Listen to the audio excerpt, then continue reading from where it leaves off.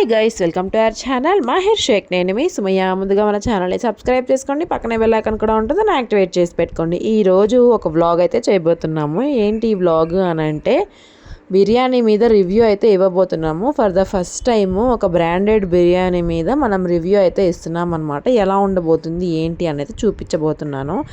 So మేఘ్నాస్ biryani మీకు తెలిసే ఉంటుంది. చాలామంది హైదరాబాద్లో ఉన్న వాళ్ళకి, బెంగళూరులో ఉన్న వాళ్ళకైతే అసలు ఈ మేఘ్నా బిర్యానీ పరిచయం చేయాల్సిన పనే లేదు.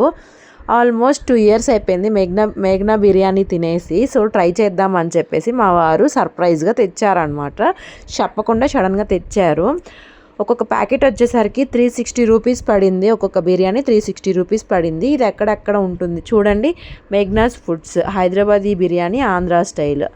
Hour branches Koramangala, Singasandra, residency road, Jayanagar, Indiranagar, Marathahalli. మన మార్తహళ్ళి వాళ్ళు అంటేనే తెలుగు వాళ్ళు ఈ అడ్రస్ని నోట్ చేసుకోండి అమ్మ. మార్తహళ్ళిలో వాళ్ళు. మేఘ్నా బిర్యానీ అయితే మళ్ళీ స్టార్ట్ అయిపోయింది. మొన్నటి వరకు మేము ఉండే లొకేషన్కి ఇవ్వలేదన్నమాట.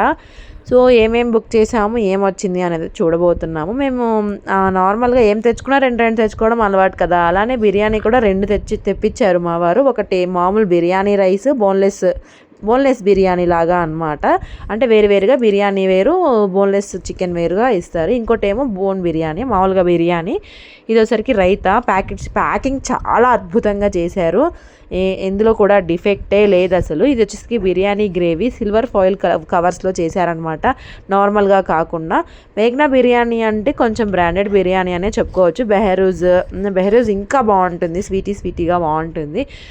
మేఘ్నా బిర్యానీ కూడా బాగుంది. ఇది స్పైసీ అనమాట, ఆంధ్ర స్టైల్. అంటే మన ఆంధ్రాలో మనం ఎలా చేసుకుంటాము, రైస్ అచ్చం అలానే ఉంటుంది. సో చూద్దాము క్వాంటిటీ ఎంత వచ్చింది ఏంటి అని.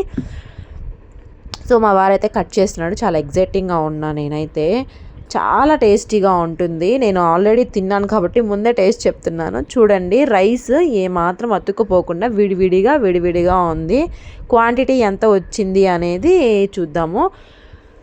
ఇది నార్మల్గా బిర్యానీ కాబట్టి రైస్ ఒక ప్లేట్ వరకు ఫుల్ రైస్ వచ్చింది. పెద్ద పీసెస్ 2 వచ్చాయన్నమాట. కేజీ లెక్కనో మరి ఎట్లానో నాకైతే తెలియదు. ఒక ప్యాకెట్కి వచ్చేసరికి 360 రూపీస్ పడింది బిర్యానీ. సో బోన్లెస్ బిర్యానీ కొంచెం ఎక్కువ అనుకుంటా రేటు. నేను అడగడం మర్చిపోయా మా వారిని. చూడండి రైస్ ఎంత విడివిడిగా ఉందో, చాలా బాగుంది. ఇంట్లో మనం కుక్ చేసుకున్న రైస్ లానే ఉంది. ఒకసారి కనుక తింటే మళ్ళీ తెప్పించుకొని తినాలనిపించిద్ది అనమాట. పీసెస్ కూడా చాలా అద్భుతంగా ఉన్నాయి. మేము ఇద్దరం కాదు, 3 తిన్నామన్నమాట ఈ ప్లేట్లో బిర్యానీ. మేము ఇంకొక ప్యాకెట్ బుక్ చేసాం కదా, అది వచ్చేసరికి మళ్ళీ దాచిపెట్టుకుని 2వ రోజు కూడా ఇద్దరము తిన్నాము. మా బాబుకు పెట్టలేదు. ఇంక మేమిద్దరము, ఆయన తినేసి వెళ్ళారు ఆఫీస్కి. నేను తర్వాత టిఫిన్ చేయకుండా వేడి చేసుకొని బిర్యానీయే తినేసాను అనమాట. ఇంక ఒకేసారి లంచ్ లాగా 11 o'clockకి.